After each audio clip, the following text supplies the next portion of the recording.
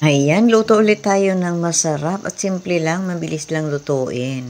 Kawali at maglagay tayo ng mantika. At iprito natin ang ating nakamarinate na bangos slice. Bunlis pa yan.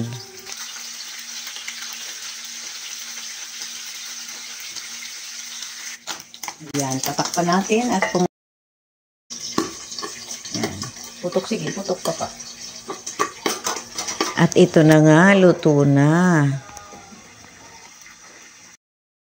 Ito naman yung ating mga kakailanganin. Bell pepper, tomato, kamatis ba, bawang, at luya. Simple lang yan. Pero pwede kayo maglagay dyan ng daon sibuyas. Wala nga lang ako.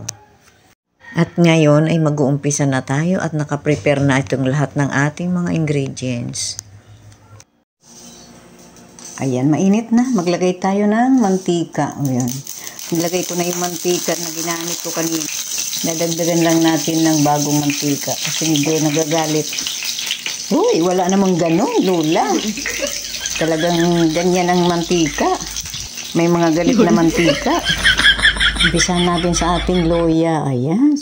Bahala kayo kung anong gusto nyo unahin. Parehas naman yan magsasama sa hirap at ginhawa. Ayan.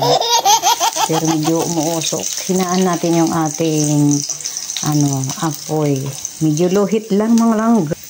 At isunod na natin yung ating bawang. Talagang bawang lagi talaga yan nagkakasunod. Yun o. O, diba? Huwag na natin masyadong sunog-sunugin yan. At isunod na natin yung ating sibuyas. Ayan.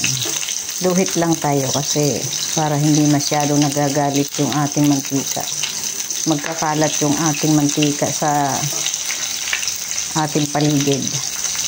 Pag sobrang lakas, diba? Ayan. Siyempre, isunod na natin yung ating kamatis. Talagang dinamihan ko ang kamatis ng bonggang-bongga dahil mura-mura ngayon ang kamatis. Ayan, ako lang yun. Pero pwede naman isa. Wala naman sa pilitan. Kung wala kayong kamatis, pwede na yung isa. Ako medyo mura-mura ngayon ang kamatis. Kaya bonggahan ko na. Masarap naman maraming kamatis. Pero pwede naman sa isa. Ayan. Yoo! Oh my gulay. Yung bigla kang naubusan ng gas sa butane. Ganda sa ng aking presentation. Nasa lamisa lang. Dito talaga balik ako ulit. Back to work. Naubusan ako ng gas sa aking butane. Ayan. Tuloy ang ligaya sa halo-halo, Lola. Ayan. Go lang, Lola. Talagang maluluto yan. At may gas naman dito sa kabila. Ayan. Pagka ganito na, dinurog-durog ko na yan na kamatis na yan para lumabas talaga yung kanyang tawag nito. Yung lasa ng kamatis at saka ano ba yan, tawag nito. Ayan, nakalimutan na sa Lola. Ang gusto nga yan, katulad ng pagdurog ng puso ni Lastima Char. At ngayon, bago tayo magkalimutan, ilagay na natin yung ating black beans. Dinamihan ko rin yun dahil matagal na akong hindi kumakain ng black beans. Namimiss ko na siya. Kaya ito, magluto na tayo ng may black beans. Ganyan lang yan. Gisa-gisa lang yan. Wala naman mali sa pagluto. Ang mahalaga masarap. At syempre, kunti lang na patis. Masarap kasi may patis. Kaya tinanggalan ko na ng sabaw yung ating black beans para hindi masyado maalat. Pero I need patis. Kunti lang. Masabi lang naglagay ako ng patis. Char. At syempre, lagyan natin ng tubig. Mainit na yan para hindi na tayo magtagal sa kusina. Para may sabaw. Syempre, pagka makain tayo ng kanin, lalo na kung tuyo yung pagkakasain, kaya kailangan may sabaw tayo ng konti. At syempre tikman natin kung talagang sobrang alat, ay lagyan natin ng konting asukal. Kulang pa sa alat, okay na. Hindi na tayo magdadagdag ng asukal, patis na lang ng konti. Yun o.